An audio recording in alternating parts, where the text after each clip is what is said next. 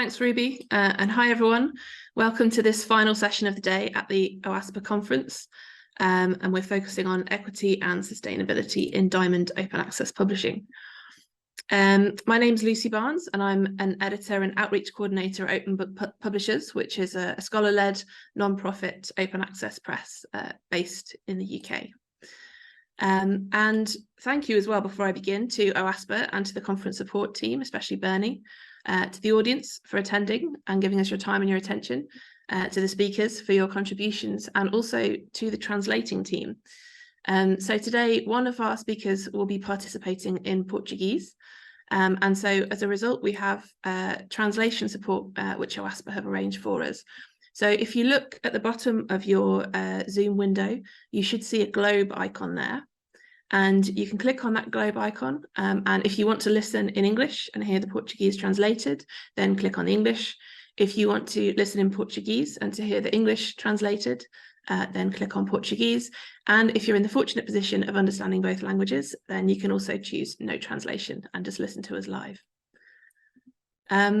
So just to introduce the panel a little bit and what we wanted to talk about today, we're going to be speaking about equity and sustainability in Diamond OA publishing.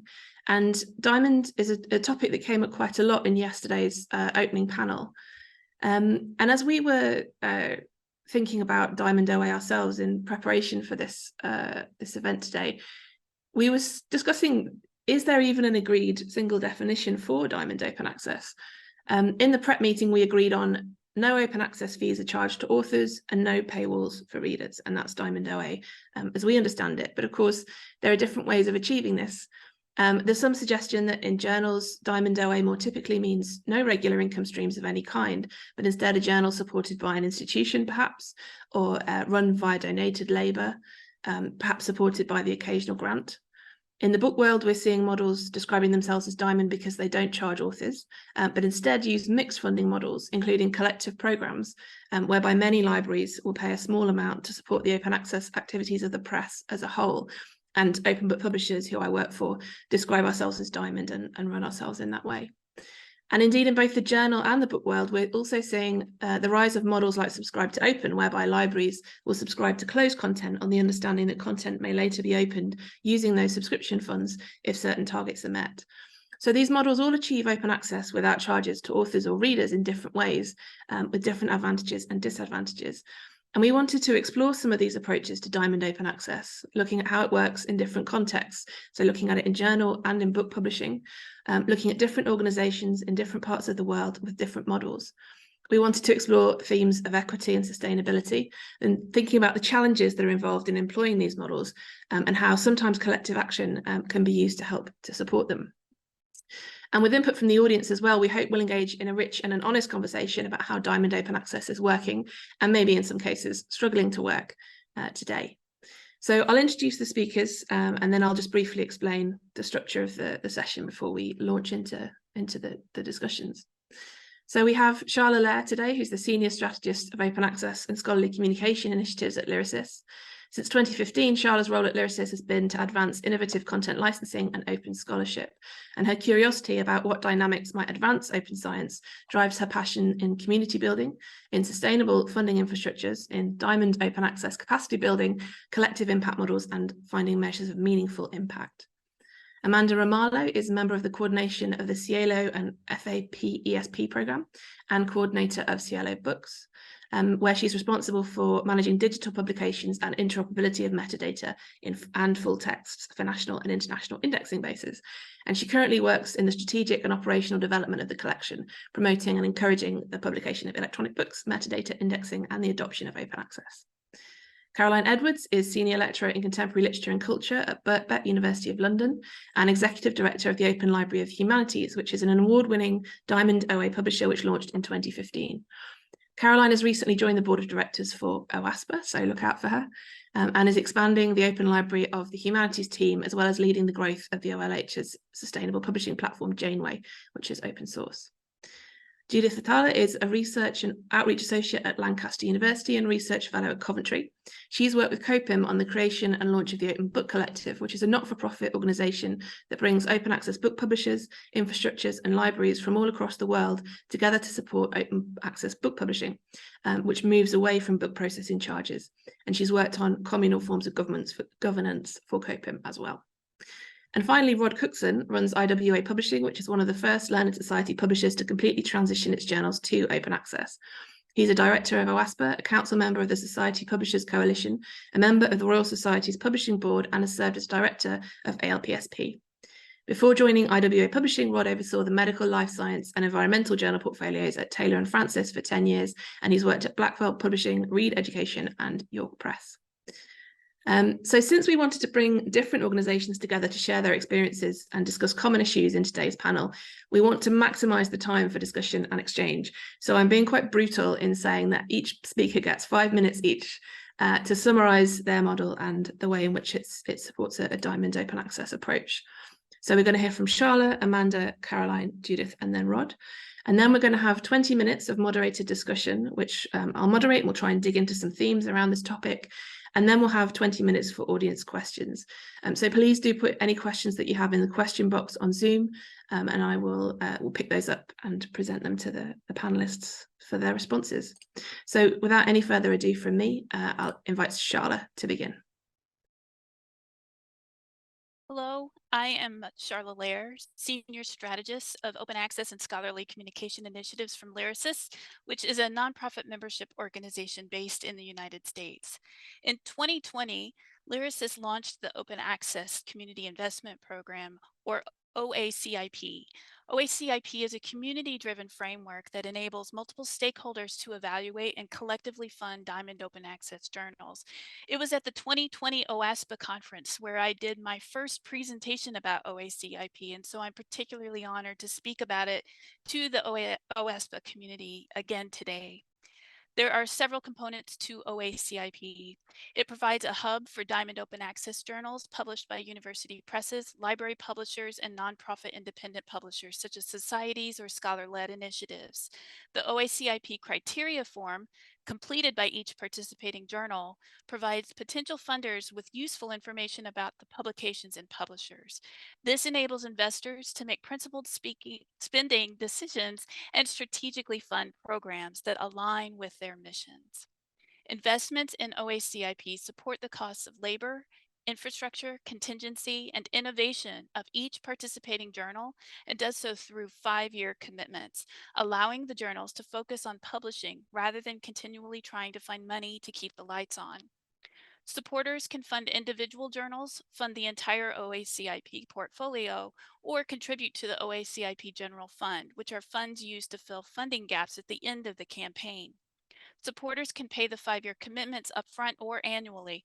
This flexibility enables an array of communities to share the costs of funding these journals at rates lower than the average APC. OACIP has successfully coordinated 2 rounds of funding and is currently in the middle of its 3rd campaign. As you can see on this slide, in the first 2 rounds, OACIP fully funded 5 Diamond OA journals. In the 3rd and current round, we are trying to fully fund 6 journals. I am so grateful for all of the institutions that have already committed funds this round. We have successfully funded 1 journal so far. If your organization is seeking opportunities to invest in non-APC open journal initiatives, please consider participating in OACIP today. You are invited to reach out to me if you have any questions. OACIP has come far in a very short period. Since OACIP launched, 75 organizations have supported specific journals or the OACIP General Fund. Several organizations support more than 1 journal. These 75 organizations include 3 academic departments, 4 library consortia representing 104 academic libraries, 66 individual academic libraries, a national research center, and a museum. In total, this OACIP funding community is made up of 175 individual organizations that have collectively committed over $1.35 million to support these 11 journals for 5 years. And my hope is that with your help, by either participating or spreading the word, that this will grow to 1.75 million by the end of this year as we finish out the current campaign. This is the OACIP funding community. One of the biggest surprises for me has been the international reach. As you saw in the previous slide, OACIP supporters now have expanded into 5 countries outside of the United States. Although we just extended into our 6th country today, this morning, so welcome the Netherlands. But this reach is extending beyond just financial support. We are witnessing the significant impact that a very small program can have on the scholarly communication ecosystem. Scholars around the world who are associated with these journals are reaching out to their own academic departments or academic libraries and having conversations about sustainably supporting Diamond Open Access. It is a huge honor that the steering committee of the Budapest Open Access Initiative in their recent 20th anniversary recommendations recognized and specifically cited OACIP as a program for the global library and funding agency communities to support. And because of its early success, albeit very small scale, many in the ecosystem see OACIP's potential to scale and serve a much larger volume of OA Diamond journals if it is interconnected to a broader network of similar programs. Because of this, OACIP is being invited into international conversations about building a global federated funding infrastructure to sustain not just existing OA Diamond journals, but also to support those seeking a way to transition from a paywalled model to an open one. The OACIP journey thus far has been an impactful one, always reminding me that meaningful change does not require radical change. We can move in baby steps and still be effective when we move together. Thank you. Thanks very much, Sharla. And now I'd like to invite Amanda to speak for us.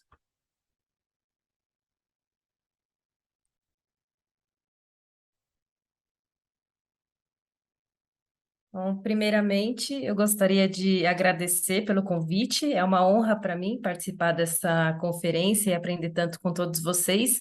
Eu preparei alguns slides para representar visualmente o modelo de publicação do SciELO Livros e eu vou começar contextualizando o que é o SciELO.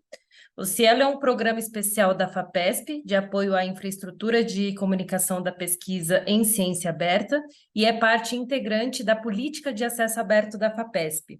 O sucesso do modelo SciELO de publicação de periódicos na web em acesso aberto no Brasil e progressivamente nos demais países ibero-americanos foi a motivação principal para a coleção SciELO Livros em 2012. A segunda motivação foi através de uma análise feita ao banco de dados bibliométrico do SciELO, que revelou que uma grande parte das citações dos artigos e periódicos eram para livros e capítulos.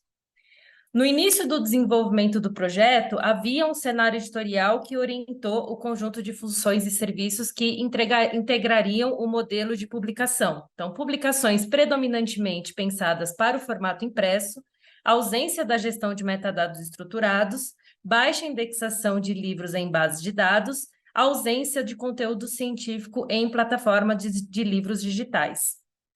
Assim, o SciELO Livro tornou-se um programa de promoção e transformação da publicação tradicional de livros já existentes para e-books em acesso aberto, com a proposta de ser community-based, alinhado com as condições das editoras universitárias que operam sem fins lucrativos, mas, em geral, numa base de comercializar livros para sua autossustentabilidade. Então, o movimento de acesso aberto a livros do SciELO faz parte de duas combinações. É um programa público, financiado por recursos públicos, mais uma contribuição das editoras para a publicação. O desenvolvimento e lançamento foi liderado através de um consórcio de 3 editoras universitárias, Editora Fiocruz, Editora Unesp e Edufba, com o apoio da Associação Brasileira de Editoras Universitárias, a ABEU. e operado como um projeto especial do programa SciELO e se mantém como uma rede cooperativa autossustentável de editoras nacionais e internacionais de publicação de livros acadêmicos científicos. O sistema de governança é formado por 2 comitês que orientam e supervisionam o desenvolvimento e operação do SciELO Livros. O comitê gestor é responsável pela gestão política, das linhas de ação e estratégias futuras da coleção. E o comitê consultivo é a instância de caráter científico responsável pela avaliação de editoras, livros e aplicação dos critérios de indexação. Ambos são formados por membros das editoras fundadoras, membros eleitos e representantes das associações e do SciELO.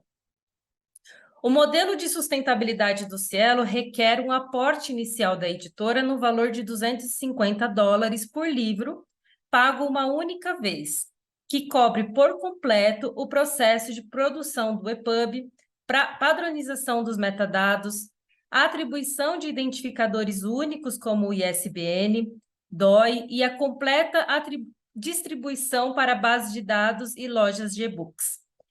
Em 80% dos casos, esse valor é financiado pela própria editora ou pela instituição na qual está vinculada. Para livros de acesso aberto, esse aporte é um investimento feito pela editora na versão digital do livro. Nós temos 2 cenários de acesso aberto. A editora disponibiliza apenas a versão digital do livro em acesso aberto e não possui versão impressa. No outro, a editora disponibiliza a versão digital do livro em acesso aberto, mas continua vendendo a versão impressa normalmente. Para livros de acesso comercial, é feito um aporte pela editora, porém as receitas de vendas são repassadas integralmente para a editora até alcançar o valor investido inicialmente de $250. Após alcançar este valor, o SciELO e a editora passam a dividir as receitas de vendas como forma de manter a sustentabilidade da plataforma. Muitas editoras optam por utilizar este valor como forma de aporte para a publicação de novos livros em acesso aberto. No final, os livros comerciais financiam a publicação dos livros em acesso aberto. Hoje, o SciELO Livros indexa 22 editoras, sendo 17 do Brasil, 3 da Colômbia, 1 do Equador e 7 coleções temáticas. Foram publicados mais de 1.850 livros, sendo 63% em acesso aberto.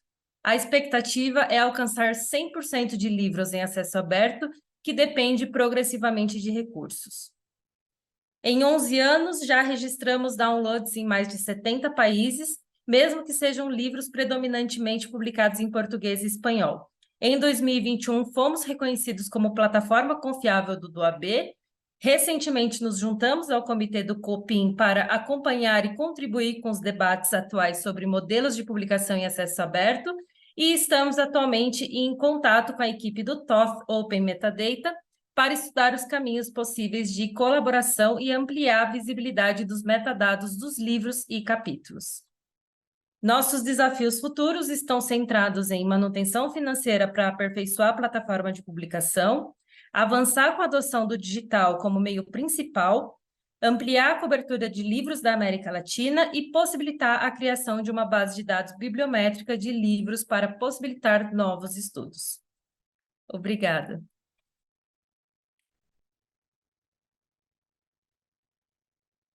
Thanks, Amanda. That was great.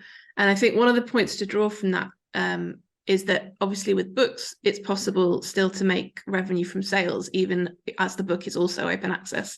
And this may be a point of difference with Diamond Journal models. So next speaker is Caroline. Caroline, go ahead. Hi, everybody. Let me just get my slides going and play from the start. So I'm Dr. Caroline Edwards, and I'm Executive Director of the Open Library of Humanities. We launched the Open Library of Humanities back in 2013, 10 years ago, and it wasn't called Diamond Open Access back then, to my recollection. It was mainly Gold Open Access, and we were explicit when we launched the project that we were going to be launching without article processing charges, because myself and my co-founder, Professor Martin Eve, who is well known among the open access community, We're both humanities scholars. We're both literature scholars based in the UK, and literature scholars don't have very much funding. So we were very keenly aware of what we considered to be the unsustainability of article processing charges for our disciplines. We launched the publisher. So we launched as a project in 2013, and then 8 years ago in 2015, we launched with 7 journals on our platform with funding from the Andrew W. Mellon Foundation. And our first task and challenge really was to try and build up an international reputation and to establish prestige. At the time in the UK, open access was a source of kind of controversial debate from the scholarly point of view, although librarians had been advocating for it vociferously for some time. And for reasons to do with the political climate in the UK at the time and the mandates coming from the government, and then via the Research Excellence Framework, national assessment exercise, a lot of academics were very skeptical in the humanities subjects, and some were actively hostile to open access. So it was quite turbulent and difficult for us to launch. And so we decided to position ourselves as a scholar-led and not-for-profit academic publisher. We both worked at Birkbeck University of London as academics, and subsequently the OLH, which had been a charity under UK law, was moved into Birkbeck University of London, which is our current home.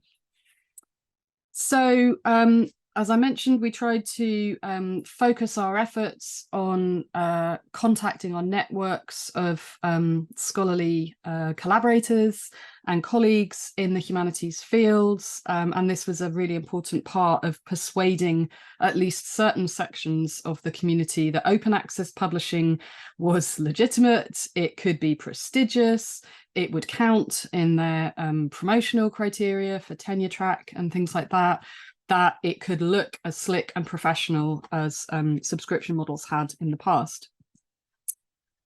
We had to design a collaborative funding model from scratch, and like others that we've heard about, perhaps Open Book Publishers is quite similar.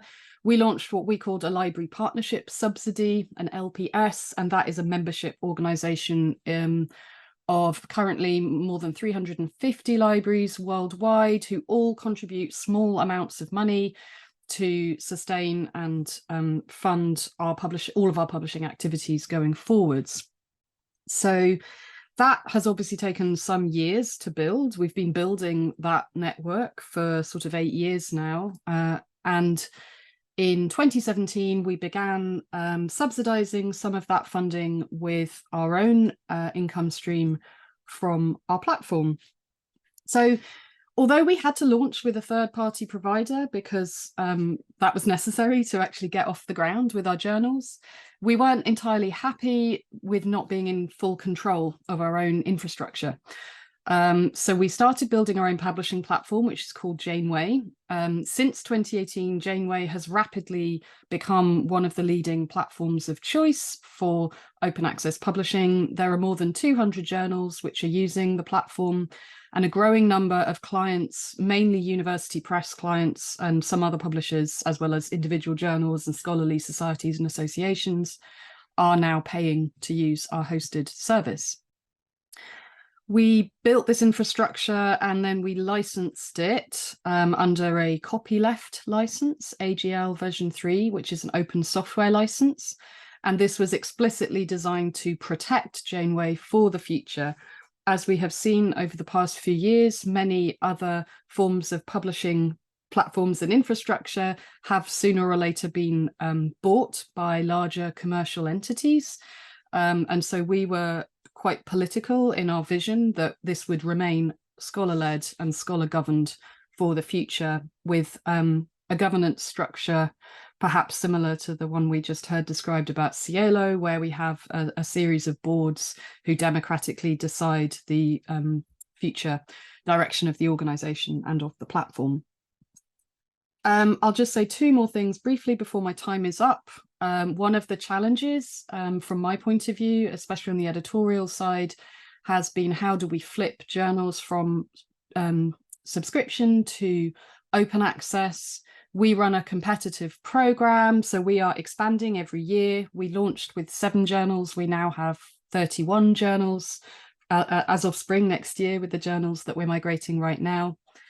And it's been quite interesting to manage editors' expectations around the kind of professional service that they expect, having moved from a wealthy, well-funded commercial publishing organization to a not-for-profit author-led organization. So I found that targeted outreach is really crucial. You need to use your communities to try and access editorial networks and journals to persuade them to flip. And I just sort of typed up some questions that I thought might be relevant for the discussion if we have time to come back to them. These are the questions that I'm asking myself and the team are asking ourselves at OLH after 10 years. How do we grow and how do we scale up? How do we leverage word of mouth publicity for organizations that do not have large budgets for sales and marketing departments? What kind of balance do we want to strike between being a bit quirky and academic led and then being professional and offering a professional service? How can we collaborate with other Diamond open access colleagues and organizations, which Sharla was mentioning is a crucial part of her work as well at OACIP? And then finally, how does open access and Diamond open access fit within a wider context? I'm very aware of the problems in higher education working in the UK right now, which is very politicized and in some form of endemic crisis and structural inequalities. So I position OLH as part of that same kind of broader struggle for academics to regain a certain amount of control over their own working conditions and the conditions of knowledge production. Thank you very much. Thanks, Caroline. And I kind of want to steal those questions, ask them myself.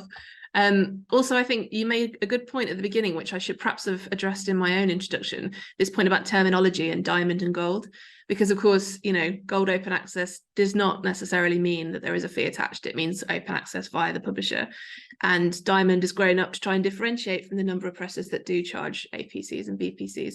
So I think that's an important point to make. Thank you. And now, Judith, would you like to go next?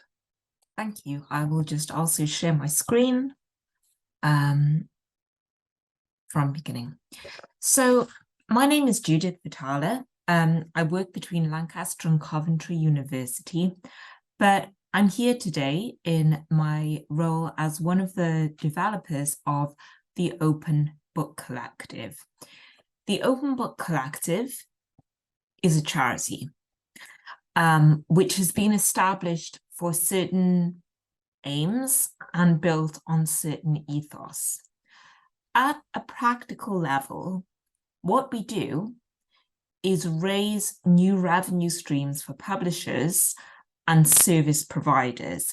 By service providers, we mean those providers that provide the infrastructures that OA publication and distribution needs to operate, such as metadata providers.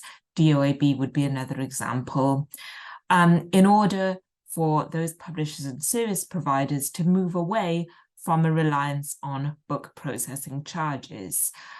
We make it easier for librarians to subscribe to OA membership schemes via our consortium model. And more importantly, or as importantly, we are building a community. We also, as a charity, cannot be acquired for profit at a later date. And we are built on an ethos of open and community-led infrastructures. Here is a brief slide showing some of the publishers that are our publisher members. And there you can see some of the service providers that I just mentioned. I'm sorry to interrupt, Judith. We can't see your slides, actually. You can't see my slides? No, I thought you were speaking without them, but okay, just a second. Let me try something. How about now? Ah, yes. So we've got a slide with Tote and OAPN and the DOAB on it. All right. Well, you didn't miss that much, really. I just showed you the aims and ethos. And here are the logos of some of our publisher members and our service provider members. So, for example, if you wanted to explore more about one of our publisher members, you could take a look at this summary on our site, have a brief look at the indicative pricing, which is banded dependent on a similar structure to JISC. You could overview the bespoke packages that we have available for libraries to support.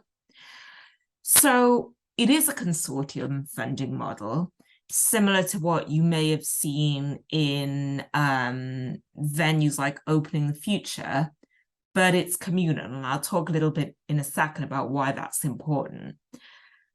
Our offer to publishers, I think, is very clear in that we enable them to move toward Diamond OA. One of our criteria for membership is that publishers must either be Diamond OA publishers or moving towards 75% of OA frontlist without charges. We simplify the workflow that many small publishers would not be able to manage themselves. Some of our publishers are very, very small. And we undertake outreach work on behalf of publishers and service providers to the global community. Equally important, I think, is our offer to libraries. We offer ease of comparison between bespoke or pre-selected packages for global and local relevance to institution. Prices, again, are based on a banding structure similar to JISC, so it depends on the size of the institution and their economic status. We provide, and we will come increasingly to provide a guarantee of quality of our publisher members. You can see we've done our due diligence in assessing things such as their peer review practices, and this is a lot easier and a simpler workflow for libraries than managing multiple membership programs with individual publishers. And finally, what we're offering is the ability to do more than simply invest in an OA publisher or an OA offering, but to invest in a fairer and more equitable OA landscape. And some of our librarian colleagues have written very persuasively on this. I'm thinking of Peter Barr, for instance, in UKSG, has written of the library as a benefactor for OA, which I think is really important. So that's me at 5 minutes, so I will cease to share.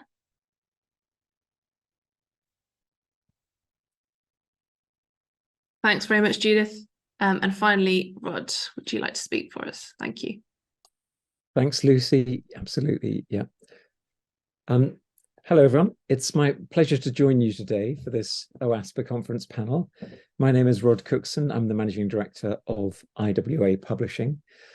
We publish 15 research journals and 25 books each year. All of our journals are open access, and 80% of our books are. We're a Learner Society publisher. IWA, the International Water Association, is a registered charity with 10,000 members worldwide who work to provide clean drinking water, safe sanitation, and flood management. I'm going to talk about our experience of equitable open access with Subscribe to Open.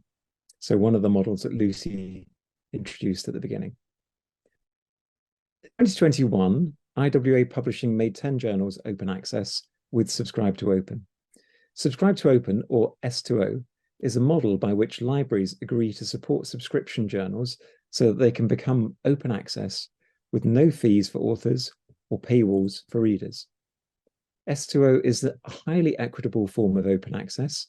The only limitation on what is published is the peer review process. The S2O flip was a major decision for IWA, driven by an explicit desire to become open access and by being a global association with members in all countries. Our experience has been very good, and S2O has worked well for us. Since 2021, our S2O journals saved 5,071 articles, an open access form with CC BY licenses. So those articles will stay permanently open access for all time. Articles from our S2O journals have been downloaded more than 12 million times over that period, with usage rising everywhere, and with particularly fast usage growth in Asia, Africa, Middle East, and Latin America. We're pleased that both our authors and readers have become more diverse as a result of Subscribe to Open. In the latest impact factor calculation, for instance, 66% of the citations to our S2O journals came from researchers in the Global South, up from 54% 2 years before. This is IWA as an international society delivering on its mission. We're doing other things alongside Subscribe to Open, as we recognise that equity is a broader issue than just a business model question. In parallel with S2O, we're actively working to improve the representativeness of our journal editorial boards. Very, very simply, we want our editors to look like our authors. In 2020, the year before we did our S2O flip, 33% of our editors were from the Global South. That has now increased to 48%. And for the first time this year, we have more editors on our journals in Asia than we do in Europe. There's still work to do on the editorial team gender balance, and we are addressing that. Looking ahead, we believe that our publications should be three things. They should be open, they should be equitable, and they should be sustainable. We want to publish equitable open access journals this year, and we want to still be doing that in 20 years' time. S2O provides us with a mechanism for doing this. There is now a wider piece of work to do to make open access equitable and sustainable more generally, and Diamond Open Access initiatives are an excellent move in this direction. We're keen to work with libraries, funders, and other publishers to develop new models that can make open access publishing genuinely equitable and genuinely sustainable models for the future. Thanks. And that's my intro. Back to you, Lucy. Thanks, Rod. And thank you for picking up on those terms in the title of the panel, equitable and sustainable. So we're going to have sort of about 20 minutes or so of moderated discussion now, and then we'll pick up on questions in the Q&A. And I see that we're already getting some great questions, so please do continue to add to those. But to pick up firstly on this point about equity, equity is one of those words that's being bandied around with increasing frequency around open access. And I feel like it's important to get specific about what it means. So I think we can take it as a given that the fact that authors are not charged in a diamond model advances equity because it's not imposing a financial barrier on authors' participation. But beyond that, I was wondering what the panelists could say about how their different models embed equity in what they're doing. And maybe we could have Sharla going first.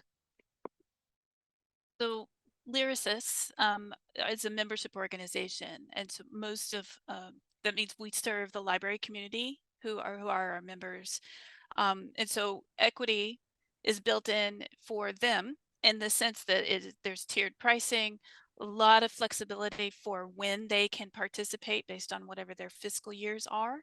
And even if you'll ever look at the OACIP web page and you look at the individual journals and see the pricing, you'll notice it's recommended. There are libraries that pay more or less based on what they're able to do because they're all snowflakes. They all have their different levels of agency and how they can start transitioning the funds they steward to support open. But we also embed equity in trying to be as inclusive as possible of the publishers, the type of publishers that can participate. This program is largely to support those on the margins who don't have, big subscription agents and, those kinds of other embedded relationships within the legacy models of scholarly communication. And so being able to allow for scholar-led initiatives, university presses who have who need help amplifying the work that they do, as well as now some societies that have shown up, which has been interesting because it's allowing us to ask the question, can societies transition to a diamond model or be sustainable in that way? So we're very new. And trying to think, we're trying to be as inclusive and equitable as possible from the beginning in how we include those who wish to participate. Thanks, Sharla. And Judith, I wonder if you could speak to that question as well. Yes, actually, some of what I was going to say is rather echoes Sharla's points and ideas there, and that we also utilize as I say, a banding system to our library members. And the point of this consortium funding model is that it enables smaller, perhaps more niche, more diverse OA publishers to have a space and a feasible way of publishing Diamond OA. And another important thing, I think, is that we really want to think beyond the global dominance within academic publishing of the global north and the English language. And I'm a hypocrite because I'm speaking English right now, but we're working really hard to expand our outreach into a more diverse geographic context and to bring publishers from other continents on board. You see, we've got African Mind on board. We're doing some scoping work now with our Friends at Continental platform, also in Africa. And we also are setting up a development fund. Part of what a small percentage of the fees that we charge to our members, because the publisher members have fees as well, goes towards the collective development fund, which then publishers and initiatives can apply to, some of which will be ring-fenced for lower and middle income companies, in order to advance OA publishing projects. So I see this as a kind of redistribution, a kind of redistribution towards equity. Yeah, I think that covers what I wanted to say. Thanks, Judith. And Rod, could you maybe touch a bit more on this question of equity? Yeah, thanks, Lucy. Yep. So we like our S2O model because there are no APCs and no fees for authors, and there are no barriers to readership. So very equitable in that sense, and we're quite conscious of the benefit that brings to researchers, because we do have 4 APC journals, and those journals have waivers, Research for Life and EIFL waivers. So we try to make it easy for people in institutions with limited funds to publish in those journals, and we get a good response from authors who don't have the funding to pay for APCs. Equally, we do consistently get told that researchers don't like waiver policies. They don't like that aspect of APC journals, and it is off-putting. So we very much prefer S2O in the sense for everyone. There really are no barriers. So we think S2O is a very good step forward in that sense. I wouldn't pretend all of the equity questions have been solved and embedded in the model.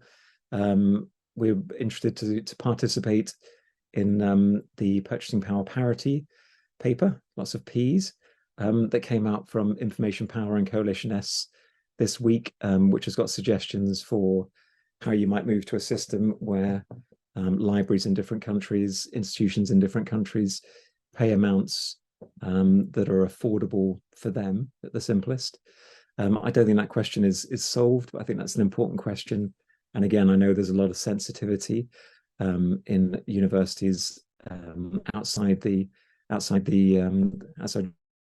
Australasia on those issues. And I'd echo Judith's point about language. I think language is very important. We do a better job ourselves of publishing non-English books than we do of journals. We do publish one journal entirely in Spanish. We'd like to be able to address that question. But I think that's a future bit of work. But for now, we're really pleased that with Subscribe to Open, we have a situation where researchers have no inhibitions. There is nothing to stop them participating. So we've made a big step forward in terms of equity there. And I'd say we're conscious that there are other challenges for the rest of us to solve together. Thanks, Rod. And Amanda, how does SciELO embed equity in what it's doing? What does it mean to you?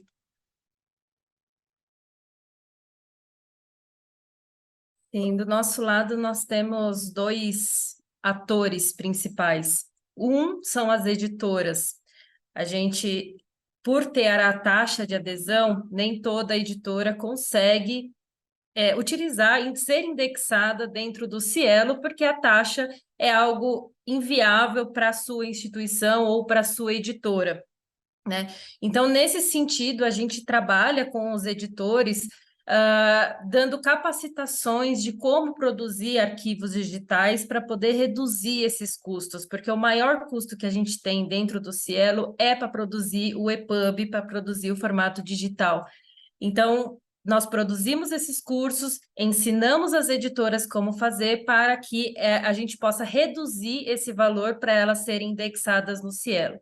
Ainda assim, nós temos um cenário de editoras que não conseguem ser indexada e, desse ponto de vista, nós, com o nosso conhecimento de metadados e interoperabilidade, a gente auxilia como as editoras podem fazer isso por si mesmas, né? Do outro ponto, do outro lado, nós temos os leitores. Então, há uma solicitação muito grande por livros acessíveis.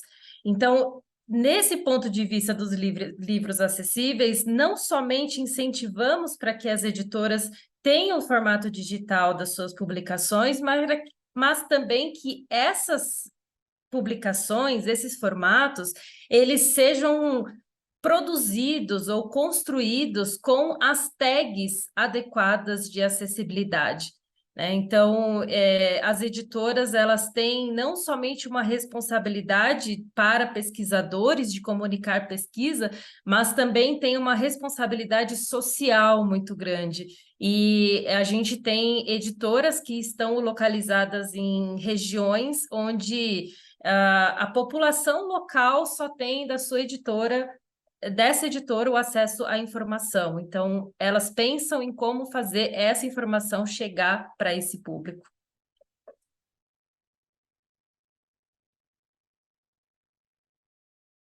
Thanks, Amanda. And finally, Caroline, thank you for being patient. That's okay. I'm going to divide my answer into 3 points. I'll summarize quickly if I can. The first is funding. So as we've heard with other responses, we have a tiered pricing structure for our library partners. And we've been working recently on building in a pricing calculator that derives data from the World Bank classifications, so that when a librarian comes from any part of the world, because most of our libraries currently are in the US, North America and Europe. So if they come from different parts of the Middle East or Southeast Asia, for example, they will be able to have a specifically FTE level of tiered pricing, but also based on that specific country and income in that country. So that's one thing that we've been doing.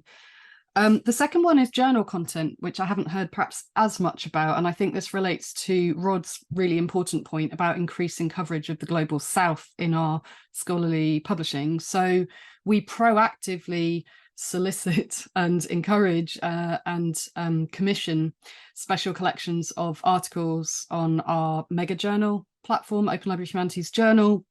So, for example, we've had some great collections on post-colonial scholars based over in the subcontinent of India, writing about game studies and theory, and open access makes an absolutely enormous difference to them, because most of their colleagues can't access the kinds of sort of top level journals in their discipline if they're not open access. They just don't have the funds. So we proactively try and commission that work. We also proactively try and encourage journals to flip to our model who work with writers of colour. So one of the journal applications I'm working with at the moment, and this is a consideration that I don't think comes across so much in STEM subjects, is that writers of colour in the humanities are disproportionately disenfranchised. They are precarious. They don't have tenure. They don't even have stable jobs in the academy.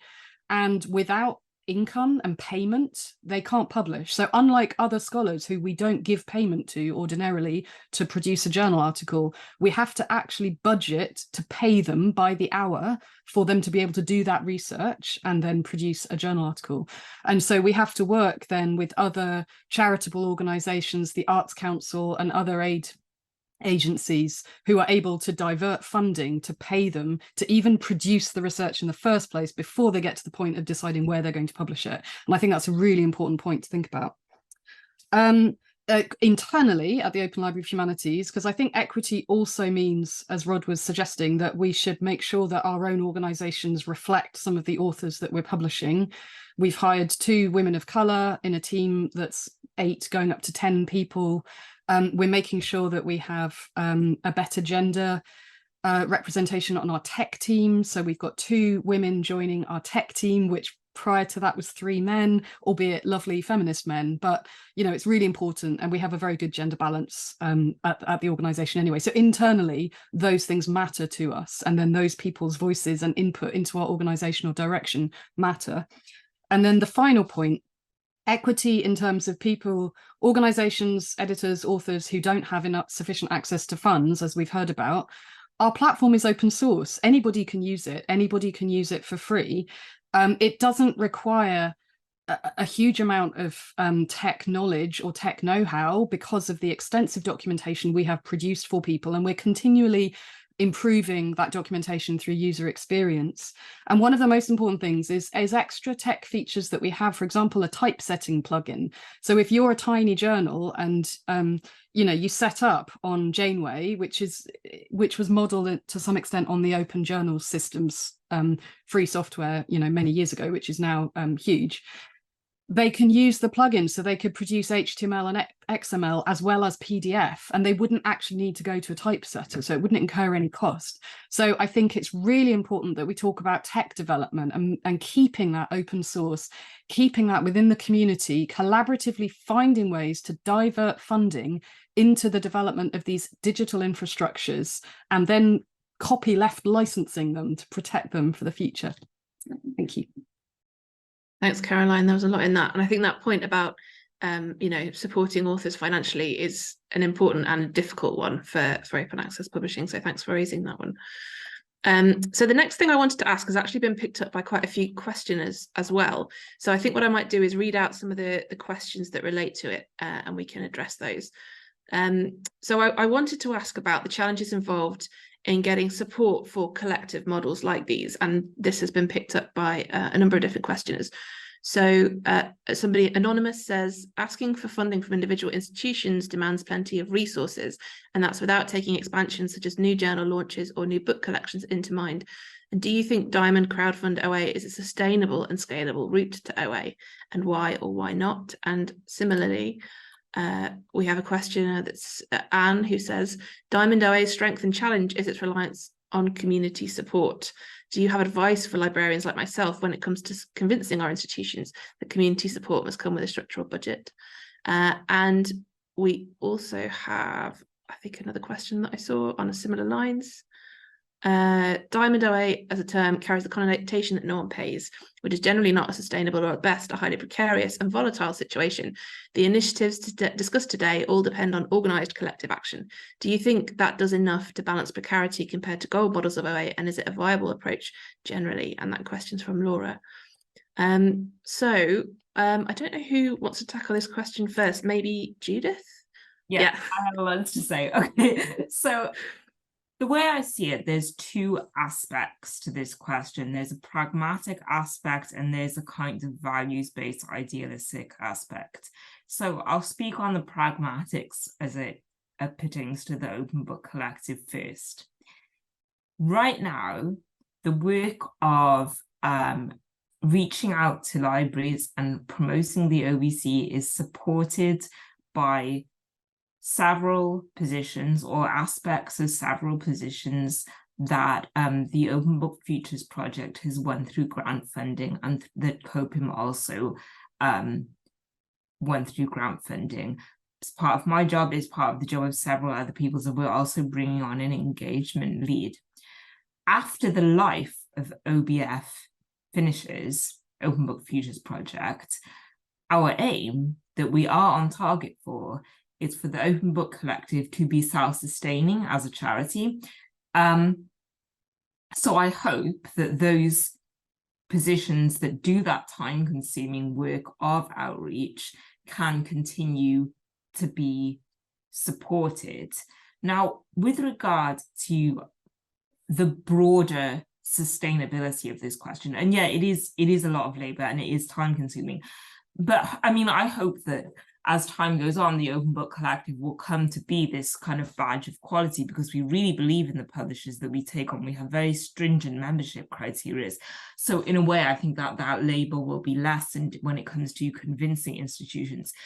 Right now, we're assisting librarians in quite pragmatic appeals to budget holders by demonstrating the ways in which our publishers meet the specific research and teaching needs of their institution. Like myself and the other outreach associates have compiled detailed reports for individual institutions. As time goes on, I hope that the need for that will be less. With regard to the broader sustainability, as opposed to golden open access, I sort of feel like we're not going to know unless we try. I mean, Joe DeVille, who is the lead developer of the OBC, often says that book processing charges represent a failure of imagination. They represent a failure to imagine the OA landscape differently. We haven't really tried when it comes to books. The OA landscape for books is new. We haven't yet tried to do it another way. So let's find out. We have this project, we're building our community, and will it be sustainable in the long term? I hope so. And right now, it looks as though we are going to get there. We are meeting our goals. So there are no guarantees, but it's exciting and it's promising. And if we don't invest in this, and we don't give libraries the opportunity to be benefactors to the OA landscape, we'll never know. And it will be back to this failure of imagination that Joe talks about. Thanks, Judith. And maybe Rod could pick up on that as well. Yeah, I was going to go back to the first of the several questions you asked, Lucy, which was sort of whether the difficulty of being in a library situation and looking ahead to can we make a contribution from our budget? Is that sustainable and scalable, and how do you set that internally? I very much like shared models, like the OA CIP model that Sharla described, where different libraries formally collaborate, and there's a degree of predictability brought into a contribution to something like Diamond Open Access, which I think is simpler from a budgetary perspective, and I think also simpler to show to an administrator perhaps what the benefit has been, because the collective action clearly makes individual journals Diamond Open Access, and I think that can be a very sustainable model. I'd say alongside that, I think it's perhaps a little bit of a shame the Coalition S have been very enthusiastic about Diamond Open Access, but not very keen to contribute funding towards Diamond Open Access. And I think this is probably one of these questions where the more we can bring stakeholders together and different parties together in formal ways like OACIP, with clear commitments to make specific journals or groups of journals open access on a Diamond model, I think the simpler it becomes for everyone to participate, and the simpler it becomes to keep those journals going in the long run. And I think if funders can contribute to that as well as libraries, I think everyone's life becomes a bit simpler. And I think those kind of practical questions and those kind of internal within an institution cells become simpler. That's right. And Sharla, I think you wanted to speak to this question as well. Yeah, I mean, Diamond is not new. It's been around and being very sustainable for other parts of the world for a long time. Now, money flows differently in those parts of the world. And so that's why OACIP is maybe different than OLH and is different than the Open Book Collective and all of the others, because where they form is usually trying to solve problems that are in their location first. right? Which gets interesting when you start talking about scholarship as international, you know, and should funding be as well? Never mind, you know, just the representation of the authors and the journals and disciplines and all of that. It sounds like it's mostly librarians that are asking these questions today. And I know it's hard because where we're seeing the innovation in OA business models is in publishers you've probably never supported before. So this is new money. And it's really hard, whether it's paywalled or open, to convince higher ups to add a new line to your budget. And it might take 2 or 3 years, so long as your budget stays somewhat stable, right? This is the problem librarians have had, no matter what kind of content it is. Where this is also not a new problem, we give a lot of money to big for-profit corporations, whether they're publishers, aggregators, ILS systems. We give a lot of money where a lot of that money is going somewhere outside of this ecosystem. And so there's that challenge as well, that we're giving more than enough to certain entities. And I want to see a rebalance, and it comes back to the libraries. Libraries have the power here to decide where they want their money to go. And what I want to say is, we want to give the money to Open Book Collective, and by the way, so-and-so for-profit corporation, we don't have enough money to give to you because we're going to give it to them instead. It's a shift in how we're looking at things. And then, yes, like Rod said, all stakeholders coming together to fill those gaps the way they have in the more legacy way of doing things, and shift those funds over to fill other gaps so that there is more bibliodiversity, so that there is, you know, a more even distribution of wealth that goes to support all disciplines, not just STEM. And you know, and trying to put the money where the gaps are first. So that's and how to talk about that. And that's one last thing is what Rod said, the collective. OACIP, I know OLH does this, I know Open Book Publishers does this. We list who these communities are. We get their permission, but they proudly want their names indicated that they supported these programs. So if you are worried about convincing others, you have peer institutions who are supporting this, those who are similar to you, even in other countries, who are there. So you're not doing this alone. And I encourage you to talk to each other about this and how that you are helping each other's money go further by doing this together. Thanks, Sharla. And I was going to go to Caroline next because I don't want to leave you to last again. But if you'll forgive me, I want to pick up on that point that Sharla made about Diamond OA not being new, and to ask Amanda for her thoughts on this, because I think also when you were explaining, Amanda, the SciELO model, it was interesting that there was a mix of public funds and then the presses themselves contributing. So I think your thoughts about this sustainability question might be a little bit different. So would you like to speak to that a bit? Sim, aqui a gente...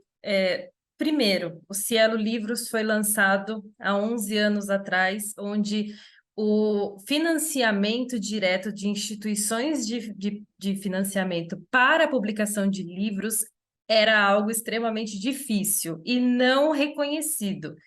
Então, nós, em parceria com as editoras, tivemos que pensar em um modelo que fosse autossustentável. Esse modelo claramente não funcionou pelos primeiros anos, porque o programa SciELO teve que dar um aporte considerável para que o projeto pudesse continuar. Ele começou a ser mais autossustentável agora, depois de 10 anos, onde a gente tem mais reconhecimento, mais acessos, valores de livros mais baixos, né, promovido pelas editoras. Então, esse modelo começou a funcionar. Tentamos pensar nesse modelo de financiamento coletivo para a plataforma no geral, mas tivemos barreiras em relação a justificar a origem dos recursos. A nossa instituição executora fez muitos questionamentos, colocou algumas barreiras para que a gente pudesse efetivamente seguir nesse modelo, E, por outro lado, a nossa cultura não é onde as bibliotecas fazem investimentos em projetos ou em livros. Então, as bibliotecas elas já operam num valor muito reduzido de recurso, então elas não têm esse financiamento para dar para outros livros. Então, a nossa fonte é ou o autor pedir para a agência que está financiando a pesquisa uma verba para fazer a publicação digital, ou a editora solicita para a sua instituição, ou nós submetemos um projeto específico para a publicação de livros para viabilizar isso. Ao longo dos anos, a gente percebeu que alguns livros comerciais começaram a ter uma venda ou acesso muito acima da média, e esses livros, eles conseguiram alcançar um valor que a editora havia investido para a publicação. E quando a editora identificou isso, ela imediatamente, então, converteu o formato comercial para formato aberto, porque ele passou a ser o livro se pagou com as vendas, né? Então, hoje, esse modelo ele tem sido, inclusive, adotado por muitas editoras que conseguem esse resultado. E isso tem sido gratificante para nós, porque por mais que não seja um modelo ideal, é o modelo que aqui na nossa região, por enquanto, está um pouco mais alinhado às questões mais financeiras e operacionais de cada editora. Thanks, Amanda. And I think that point about, and Sharla made it as well, that different regions are trying to solve problems by seeing what works. I think that seems to be a theme that's coming out of what we're talking about. Caroline, thank you for waiting. Would you mind going next? I mean, yeah, thank you. Just following on from Sharla's point, and also what Judith was saying earlier, I think this is where it gets political, and this is where librarians are amazing, the advocacy and the passion with which they defend their budgets and attempt to divert small amounts of money to new experimental projects is incredible. But if you can harness that with the academic researchers themselves, you have a much stronger formula. So I was interested by Judith saying that you research an institution and produce a report and present it to them and say this, your teaching could benefit if you support our model. We don't go quite that far, but we do actually use our journal editors and authors to approach their institutions. So we keep a big spreadsheet of everyone who's publishing in our journals. So it's hundreds, I forget exactly how many articles a year, more than 500 a year or something. And we make a note of their institution and we check against our membership scheme. And then we produce a template letter and we send it to the academic and we politely ask them if they wouldn't mind sending it to the library director, and we give them the contact details of their library director, who they may not have had that much contact with before. And we've got a really good success rate of libraries then joining our scheme when it's demonstrated to them that your own authors are already publishing in our publications, and that's saving you APCs worth, I don't know, £5,000 or however many articles it is. So I really think maybe we need to move the conversation to think about the contract between librarians and academics. And my work on the academic side is, it's hard and it's a slog and it's frustrating. Academics don't come to these kinds of conferences. They don't come to open access talks unless, like myself and others here on this panel, they have an academic background and then they've gone into publishing.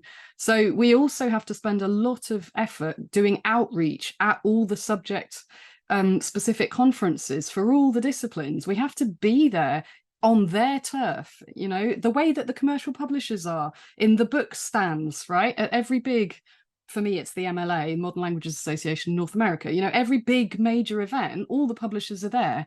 And the open access community struggles to be represented and to be visible precisely because we don't have travel budgets and we don't have enough capacity. So I think one thing I'd also like us to perhaps think about as a community is how can we share information?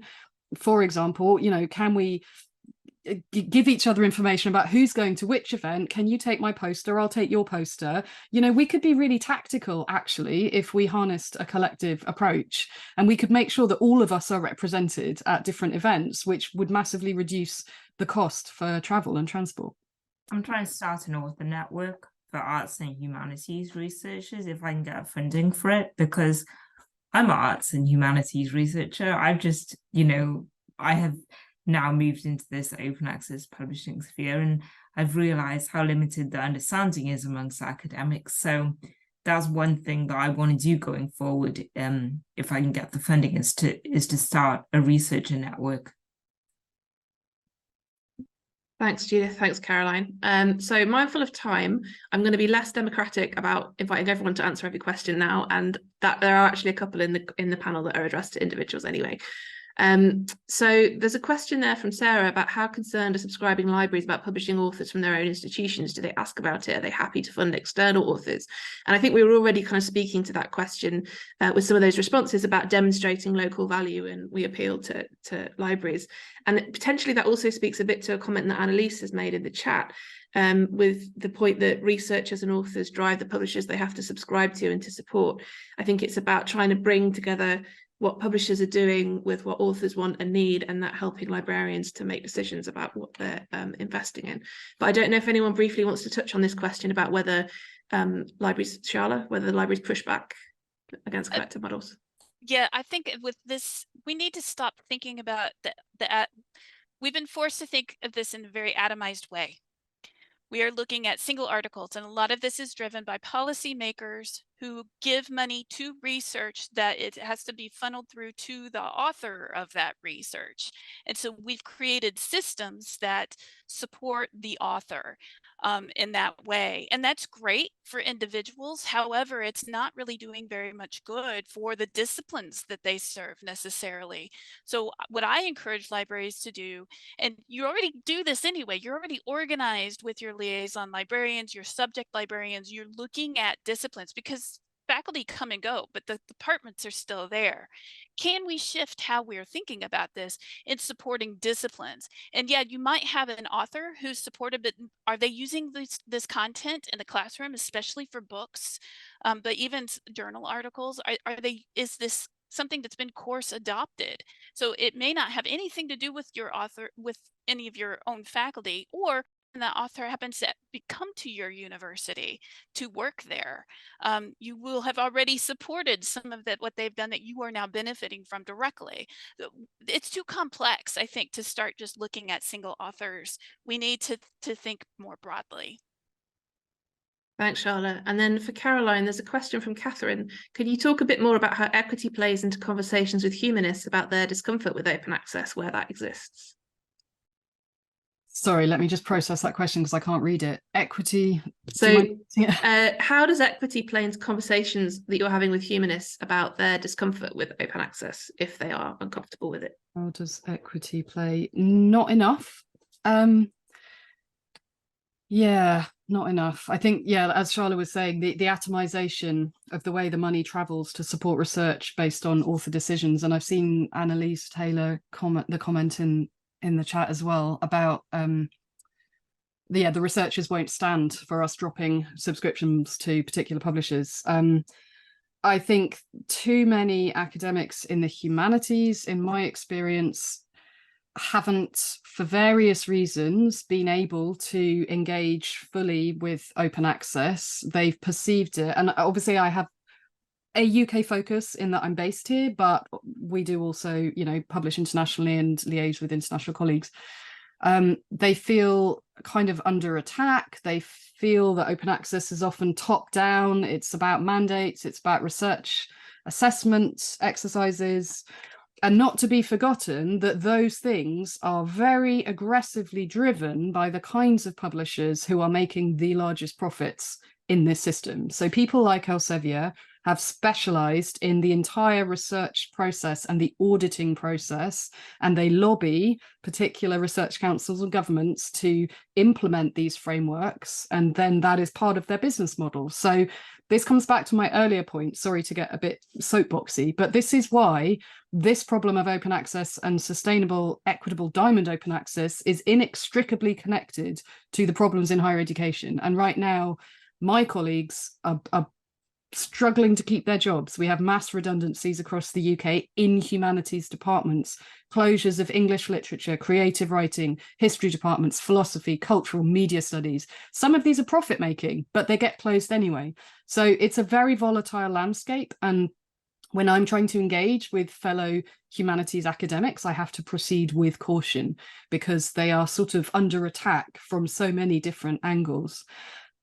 So to be honest with you, I think I'm going to lean more into the politics because I think that might be one way to win them over, because I think we've got to such a structural point that they are so angry with their employers and with their conditions of work that that might be something that we can actually leverage in the open access community.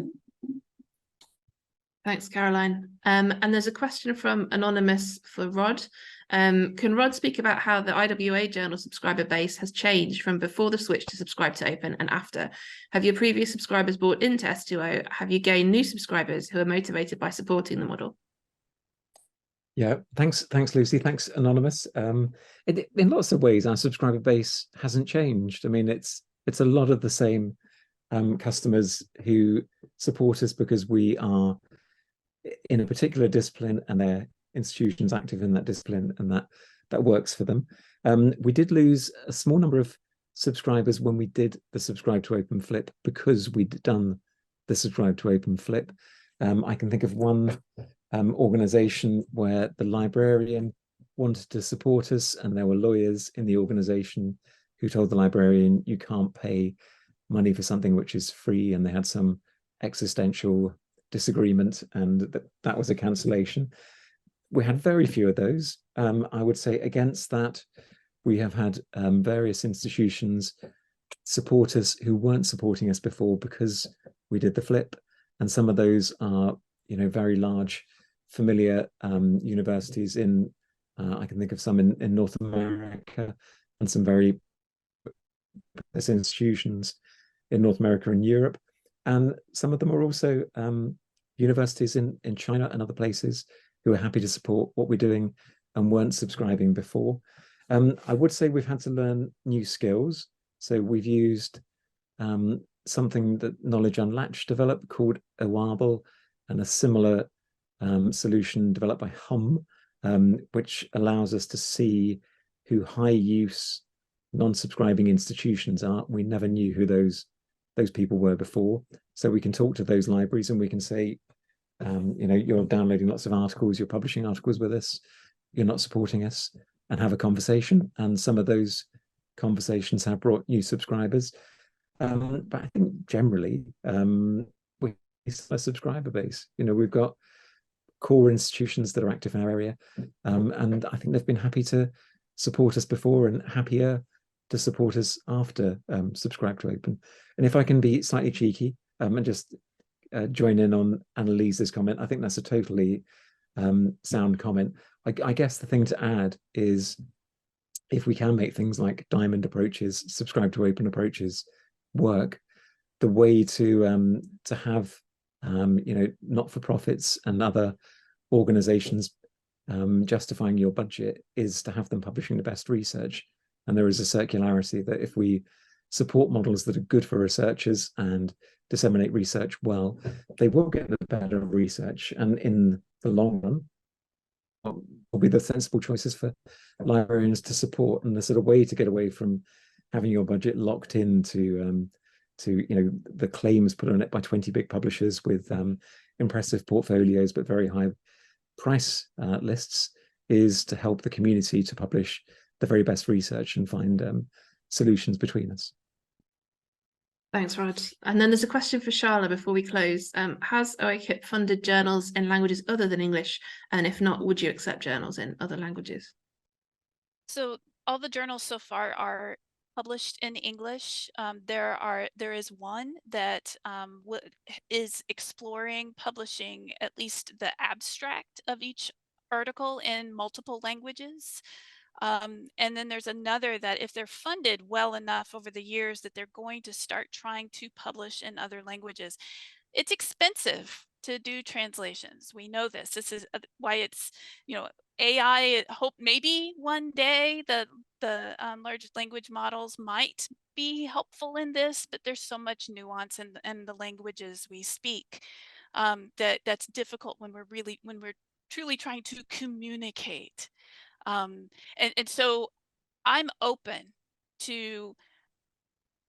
for OASCIP itself to support other journals that are published in other languages, but at the end, it's a matter of getting the funding. And so what I would like to see is that OASCIP works with other similar type programs around the world where we help amplify each other and help get money, from the United States to a journal in Brazil to be able to support it, and that it is published in Portuguese, right? It's what are ways that we can maybe work in new ways, because it's a matter of trying to support where the journal is being published and then making that visible to everyone. So I'm open to it. We do have a journal from the UK right now and one from India, although they both publish in English.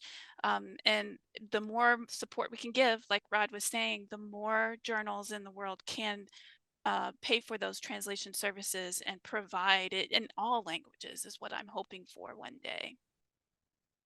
Thanks, Sharla. And then the final question there, which is actually about the language translation, which I think is worth addressing because it was really helpful for us in this session.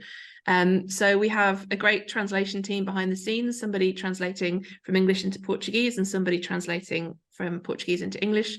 And then Zoom enables different audio tracks. So if you tune into one or the other, you hear those translations. So it's a mix of tech wizardry and human skill. And a big thank you to the translators.